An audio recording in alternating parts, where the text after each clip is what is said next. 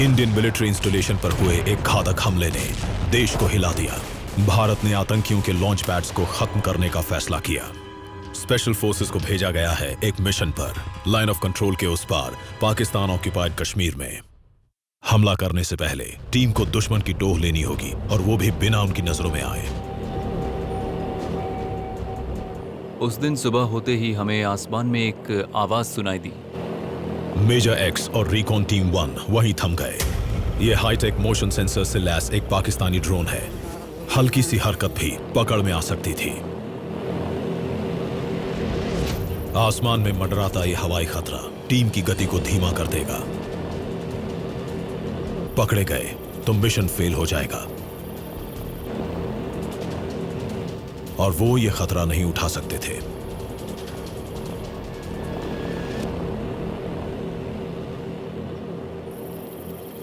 Drone के जाने तक टीम उसी तरह खड़ी रही। All station ready for move.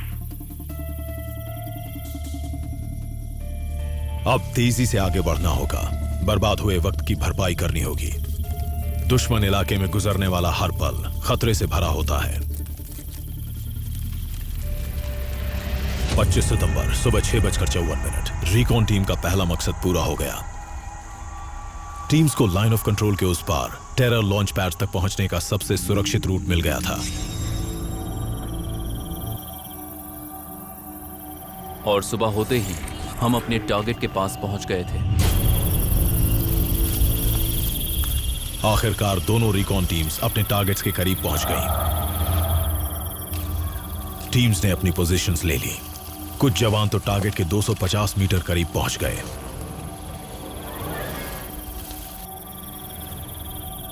उनकी वर्दी उन्हें दुश्मन से छिपने में मदद करती है।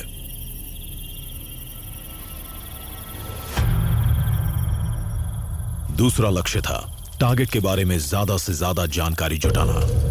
टीम्स को पता था कि उन पर बहुत बड़ी जिम्मेदारी है। मिशन को सफल बनाने के लिए हर एक छोटी जानकारी भी बहुत जरूरी थी।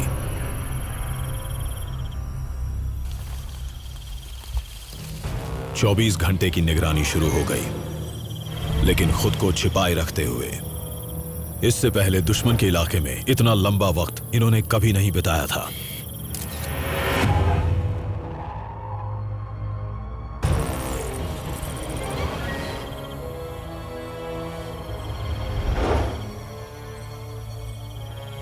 वीडियोस बनाए गए, बारीक चीजों को समझा गया, और टारगेट का एक लेआउट मैप तैयार किया गया। लॉन्च पैड पर कुछ नए चेहरे दिखाई देने लगे। 25 सितंबर दोपहर 2:30 बजे। यह पूरी तरह से ट्रेंड आतंकवादियों का एक दल था जो भारत में घुसने की तैयारी कर रहा था। हमें अपने उन मुखबिरों से जो जैश में और लश्कर में काम कर रहे हैं, ये पता चला कि इन लॉन्च पैड्स पर आतंकवादियों की संख्या बहुत ज्यादा बढ़ गई है।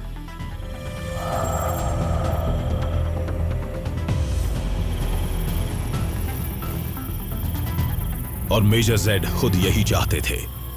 इस मिशन का लक्ष्य ही ये था कि एक ही हमले में ज्यादा से ज्यादा आतंकवादियों को मार गिराया जाए।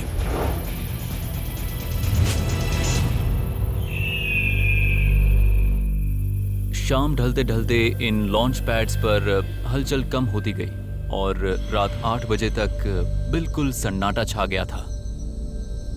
दूसरी तरफ मेजर एक्स के टारगेट पर भी रात तक सभी हलचल बंद हो चुकी थी कि तभी अचानक रात 8:15। दुश्मन गोलियां क्यों चला रहा है? क्या उन्होंने रिकॉन टीम 1 को देख लिया था? मेजर एक्स बिल्कुल शांत थे। उनके जवान गोली चलने के पैटर्न को समझ रहे थे। जल्द ही उन्हें पता चल गया कि यह सिर्फ एक स्पेक्युलेटिव फायरिंग थी। ऐसा अक्सर किया जाता है। जिस दिशा से हमला होने का डर रहता हो, उस तरफ अपनी सुरक्षा के लिए इस तरह की फायरिंग की जाती है। मतलब दुश्मन को अब भी रिकॉन टीम की मौजूदगी का एहसास नहीं है। मेजर एक्स और उनकी टीम बिल्कुल शांत बैठी है और उम्मीद कर रही है कि ये गोलियां उनकी तरफ न चलने लगे। 26 सितंबर सुबह 6:30 बजे। सुबह तक गोलियां चलनी बंद हो गईं। अब दुश्मन के इलाके से निकलने का वक्त आ गया था। टीम के पास वो सारी जानकारी थी जिसकी उन्हें जरूरत थी।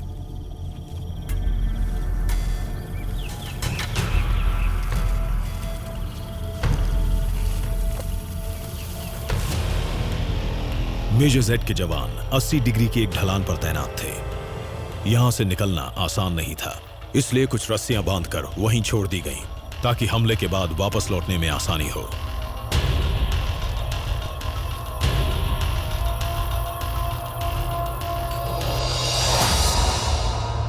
अब रिकॉन टीम का तीसरा लक्ष्य, एग्जिट प्लान।